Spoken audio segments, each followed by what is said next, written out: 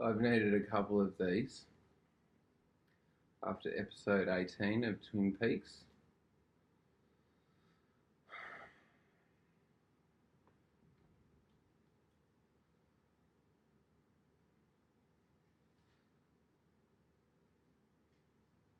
It seems like there's a bunch of people out there that are giving initial responses, which great, fair enough. They're doing that, and that's keeping their series of Twin Peaks Returns response videos intact. But it just doesn't work this time. Everyone is just flabbergasted, scratching their heads.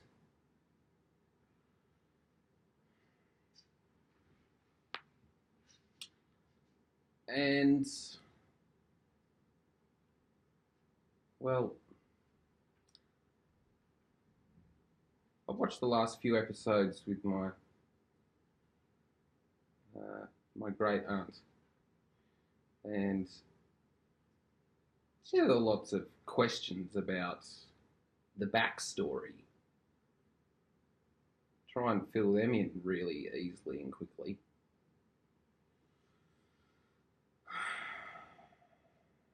The backstory to episode 18. It's pretty sparse. And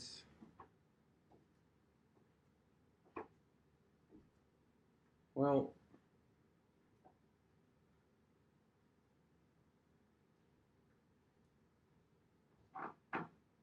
I thought that a couple of these would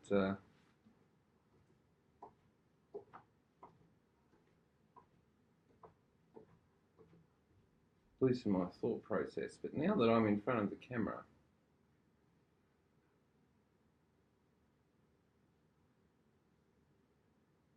it's tricky right now.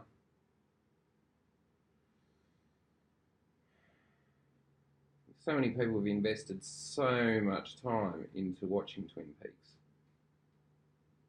and from someone who's watched it from top to bottom more than the first two episodes, I think 3 times all the way through, you just keep going back for more. And once you start, you're in it. You are in Twin Peaks. And now, does Twin Peaks even exist?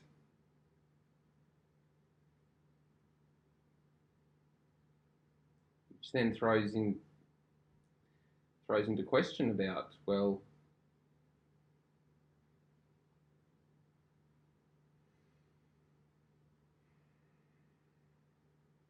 where does that leave our reality?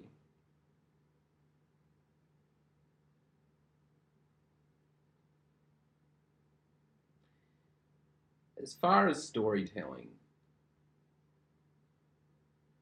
I think David Lynch, as always, he likes to go to the extremes. He's compelled to go to the extremes. And from this last season of Twin Peaks, I would agree with those people that say that there are things that went down in this series that are just beyond anything else you'd see on television as far as pushing limits.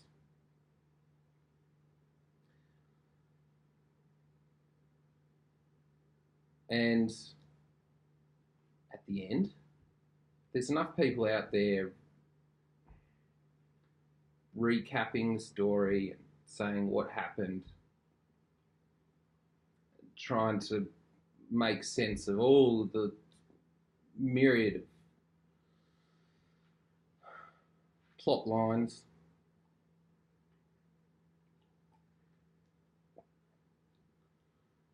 and characters and how they're all interacting, and you can go and find that. But I think at the core, David Lynch is still basically questioning it. Good versus evil, black versus white.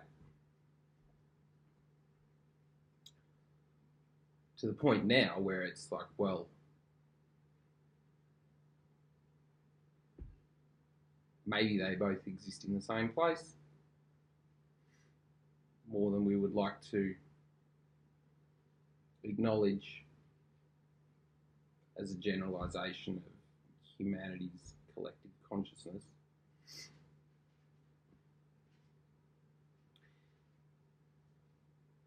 My great aunt also would like to say to everyone out there watching, whoever you may be, that her favourite scene of the 4 episodes that she watched was Coop. Maybe it's Cooper, maybe it's Richard, this Richard version of Cooper that's awakened from a dream, in which perhaps the entire story of Twin Peaks is a dream up until then. Perhaps. I'm not going to speculate too hard on that. Dropping the guns into the deep fryer.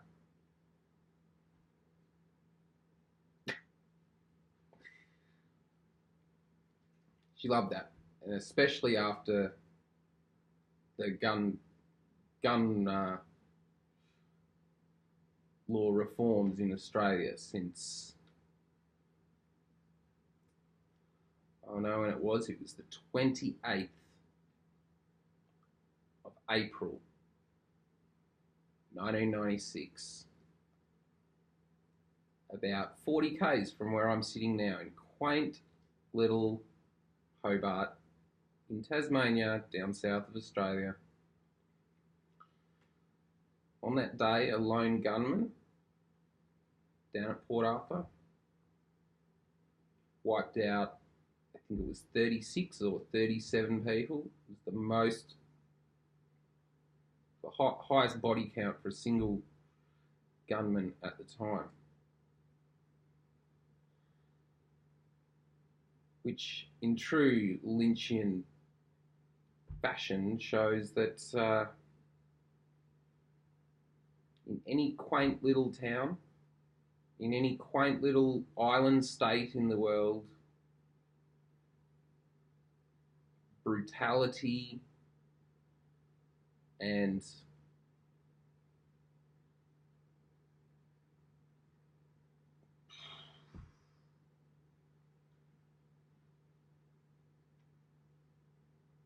extreme carnage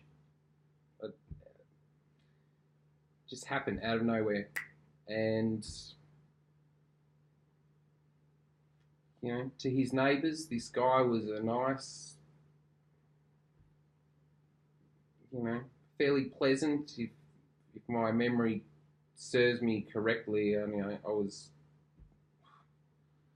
pre-teens at the time that this went down.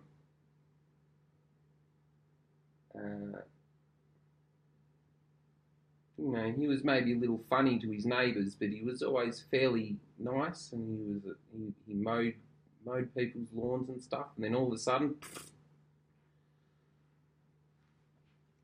biggest body count on earth.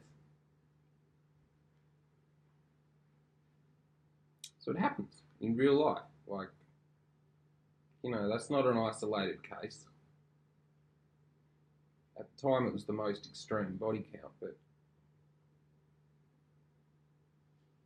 gives an eerie reality to what one might emotionally invest in while watching Twin Peaks.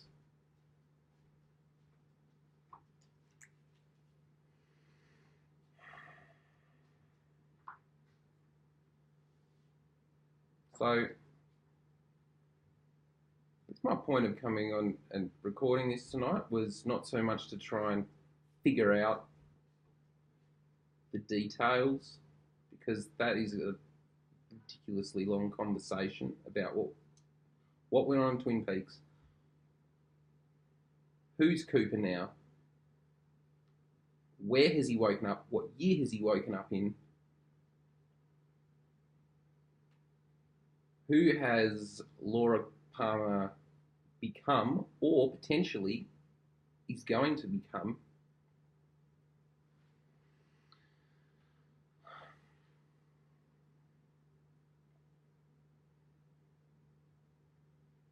I think all these little storylines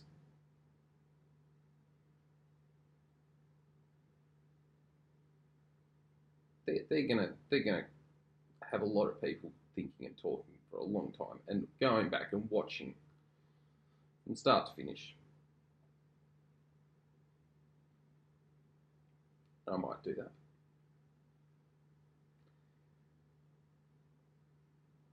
But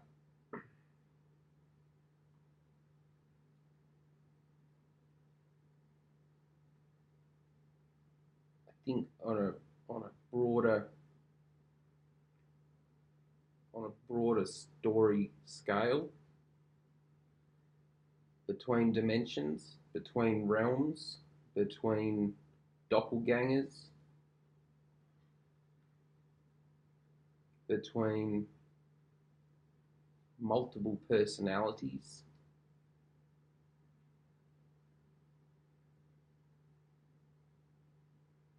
overall this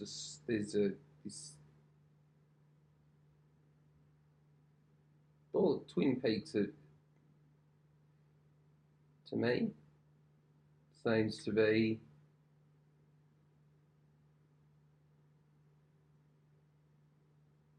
constantly a moral compass that includes bravery and the ability and the desire and the capability to look fear in the face, to look at choices in the face. I can't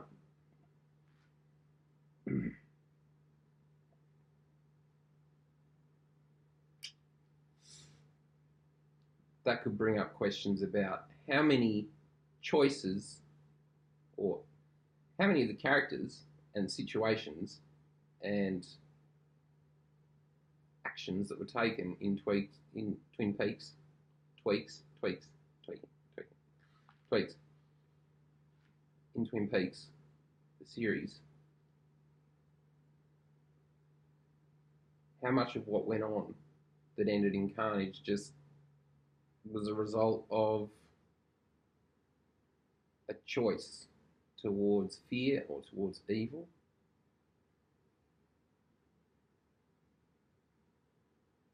That will take a whole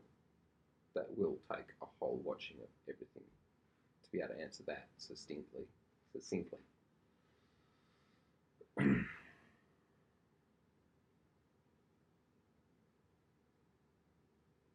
Pure art.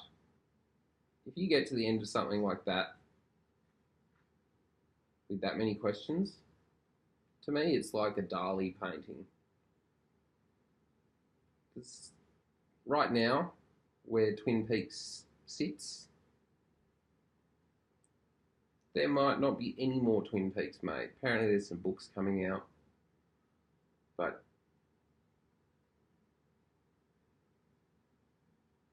if we want to find beauty and creativity through art in the world, if this world even exists, if you even exist, if something that is watching this has a conscious awareness that creativity exists through storytelling of impulses and of psychic domains,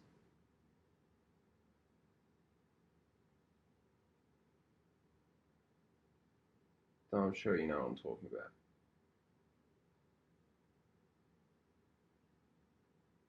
I think I've said enough for now.